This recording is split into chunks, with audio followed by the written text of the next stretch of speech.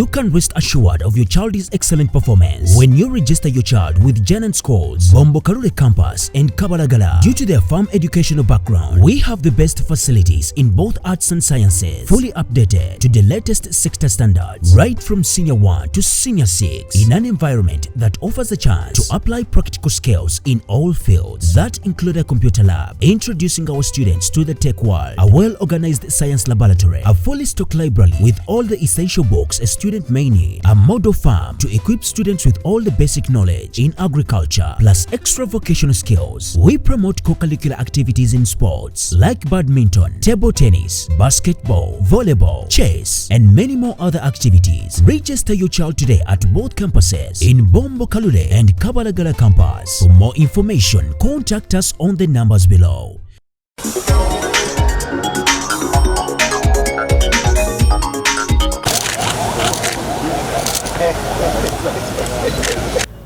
Ng'ensonga enkulu tuzze okwetaba awamu ne bannaffe mu ngeri y'okudduukirira okulwanyisa obulwadde bwa siriimu. Twebaza Ssaabasajja Kabaka,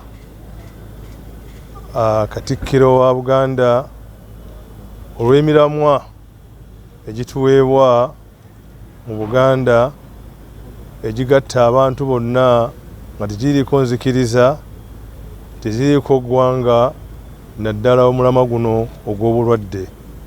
Kubanga obulwadde bujja bukwata atalina ddiini, bukwata alina eddiini, bukwata omwavu n'omugagga, kubanga ekkubo lye buyitiramu buli omu ku buli ddaala alyettanira.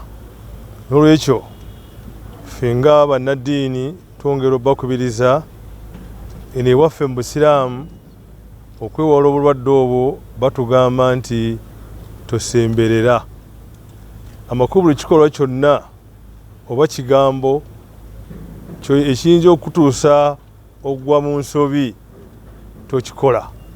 N'olwekyo tubakubiriza nga bwe tuli mu mwezi gwa Ramadan, abantu bonna nga bantu balamu, ne guba omwezi gwa Ramadan guweddeko, okwongera okwekuuma mu ngeri esinga okubeera ennungi.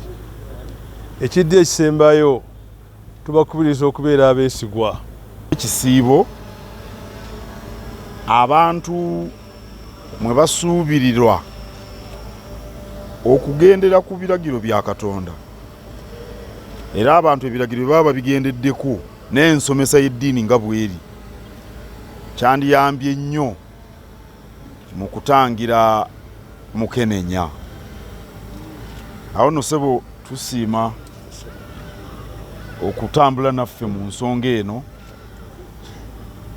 Siriimu ffenna atukosa, bw'atakosa ggwe ddala butereevu ayitira mu bakwatako oba abaagalwa abo. Awo nno kaweefube ono asaana okwenyigirwamu buli muntu. Era nsuubira mwenna abanaawulira obubaka bwa Supreme Mufti munaabulondoola, tubeere mu ggwanga eryeyagaza eririmu abantu abalamu.